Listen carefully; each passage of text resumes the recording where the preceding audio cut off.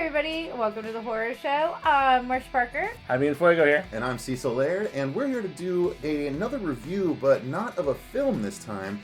What we're going to actually do is do something sort of similar to what we did when we covered Ash vs. Evil Dead. We're going to be talking TV, and we're specifically going to be talking the first 5 episodes, or the first half of Season 1 of Robert Kirkman's new series, Outcast. Yeah, the anti-preacher. And it's the same creator as The Walking Dead. If you didn't know Robert Kirkman by name, he is the man behind both properties. And this one is super interesting if you're not into zombies, but you do like the demon or exorcism aspect of horror films or the genre. Yeah. Absolutely. Then this is probably going to be the one for you. And I would go so far as to say this is definitely the one for you, because this series is firing on all cylinders right out of the gate. Building tension. I mean, only 5 episodes in. I know that's halfway through the run, but especially with the 5th episode, the one that we just watched, man alive, it is building wonderfully. Yeah, it's doing excellent. Marcia, your impressions? I really enjoy it. I watched the first one without knowing what really the Outcast was about, and it really grabbed my attention so much that I went ahead and purchased all 3 trades that were out at this time. Yes, we should mention that it is based on a comic series that Robert Kirkman also is writing. However, the comic series stems from the fact that he pitched an idea to a television executive at one point when he was sort of cornered at a party, and she's like, okay, yeah, we'll buy that. And so he immediately went home and started writing the first issue. Yeah. And so it's been in development that long, ever since the comic has been going. But the story is actually about a man named Kyle Barnes, whose life appears to be in sort of shambles. He's very much a loner. He does not interact with people very often, and part of the reason is because people don't have a tremendous opinion of him. No. Based on something that happened with his family in the past. He's estranged from his wife and daughter. We don't know why to start off, although at this point, halfway through the series, we do know why. We're going to try and not spoil it for you guys. Yeah. We're just going to sort of talk about the quality of the first 5 episodes. And so he gets wrapped up in these new sort of cases that are appearing all over his town. And they're cases of what some people consider demonic possession. He gets embroiled with a local priest and starts to basically assist him with exorcisms, because we find out early on that exorcisms are supposed to be a 2-man game. Yeah. And the priest pretty much recruits him because he has that feeling and that remembrance that he had some sort of really fantastical ability for combating these supernatural forces. So. Yeah, because we learned that Kyle's bad luck all started when he was a child. He had a really bad experience with his mom. And treating him terribly. Like very, very domestic violence type situation, child abuse situation. But all of a sudden too, which is what was so peculiar about it, right? Yeah, it just and we kind of learn this as we go, but it was just like one of those things that she just kind of turns on a dime, her attitude, and becomes very abusive towards him. He can't understand why until he can't take it anymore. And the Reverend remembers this situation because it ended up, he kept telling Kyle, it was a demonic possession and you saved her. Everybody else did not agree, and they thought he was just filling his head with nonsense, and they separated him for years. Yeah, really murky waters, right? I mean, because so many of these details are like really scant, and so that's why the small town is assuming so many things, and not just the Reverend. I mean, all the little cliques and all the people who go to the church, and so there's interesting factioning in both the law enforcement and their perspective about what's going on, the religious side and what they think is going on, and all eyes come back to Kyle, it seems like. Yeah, and we get introduced to new players along the way that end up being integral, and they're all introduced at a good pace and a necessary pace. Like, they don't feel like they came out of nowhere when they come into play later on. And good casting as well, I must say. Yeah, so let's, the story basically continues on where he helps with these sort of cases, and he's trying to use the knowledge that he's amassing about himself. He finds out that he's something called an outcast, and like Fuego said, he has sort of abilities to use against the possessed. Right. Yes. And so that is the story. While using his abilities to quote unquote help people,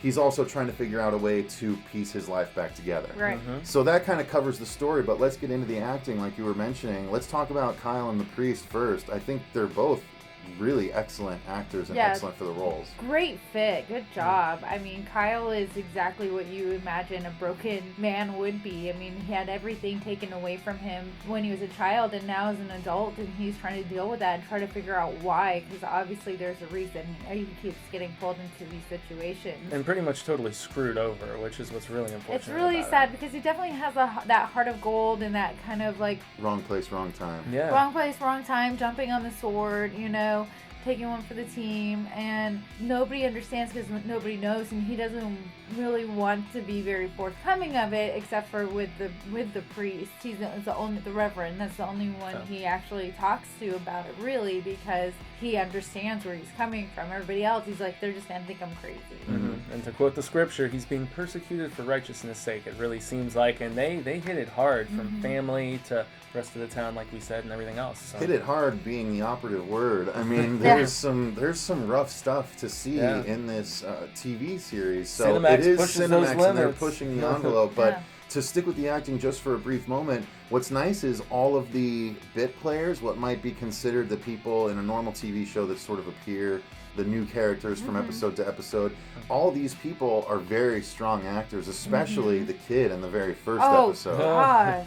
So left an impression. Oh my goodness, yeah, and it set the tone. Like, the first episode is a tough watch for a lot of people for a lot of different reasons. So at the beginning too. Yeah, if you can't get through the first episode, then maybe the series won't be for you. Right. But if you can, and if you're intrigued, which I most assuredly think you would be, then the show was probably for you, and it was definitely for us. So I mean, like I said, after the first episode, I went out and got the whole series, or comic book series, so I can read and see what's going on, because I'm like, what is this? What is happening? I gotta know more. And that's a key thing to mention, that these two have read the comics, and I have not. So I'm coming in blindly, and maybe I think that was a good thing for me with this show, is because with Preacher, having read the series before, I was very judgmental about some alterations, and you both said there are some diversions from the source material, but not big enough to even compare to Preacher at okay, all, well, slight additions, I mean, new characters or storylines that don't necessarily pop up in the book, but I mean, still, I think it was good to come in with a clean slate for me with this show, because I've loved it. I've been captivated, scared, on edge. It's been a little bit of everything. Now, what do you guys think of the effects? Because there are some effects used, wow, and I think they're very effective, for lack of a better term. I mean, like the practical effects are amazing. The levitations are really cool. That was what I was thinking. I just, you don't see the strings attached. That's a good sign. Yeah, that's true. Well, and also the transference of that dark energy, I guess. Oh, I think that's what I'm talking about. Really cool. Yes, that too. Yeah. During the exorcisms, that kind of stuff. It's really cool and effective, and it reminded me of Supernatural. It does a little bit. It kind of reminds me of the smoke monster from. A little bit, but the nice thing is it seems to be able to interact with the people. It can pick them up also, so it's kind of cool. And it's so interesting too, because certain characters that are possessed, you can tell that they're not doing so well. Like, they're not going to make it for whatever reason, and they're sick. Maybe they can't handle this world. We still don't know why. But what's cool is that they cough, and they cough out that black goo, which is it's so cool, because it puts it all together. Because as soon as you see it, you're like, okay, I correlate that with the demon that comes out. And yet in contrast, though, they leave that gray area with certain other characters that you're like, are they possessed or are they not? And without divulging anything, it's really cool for just building the intrigue and keeping you interested in guessing and all that jazz. So, and when things are revealed, it can be unexpected. So it's totally and in the reverse way, as we found out in the most recent episode, when you think something might happen and then it doesn't, you're like, oh. Yeah, okay. They're doing a really good job of building that tension and bringing you up and then taking you back down and then bring you up and then you're like, bam. And you're even episodically too, how certain episodes are really visceral and violent and others are like, okay, more methodical. Yeah, totally, and about the characters interacting more so than all just the viciousness of the confrontations. This definitely would be a great show to binge watch. Yeah. Absolutely. It'd be a tough one not to, frankly. It's tough to wait week to week for us, although some of us are better at it than others. But I don't know. Any final thoughts on it? Because let's not talk too long. These people need to experience it for themselves. Yes. I think it's just great. I think another casting choice that we haven't mentioned is Brent Spiner.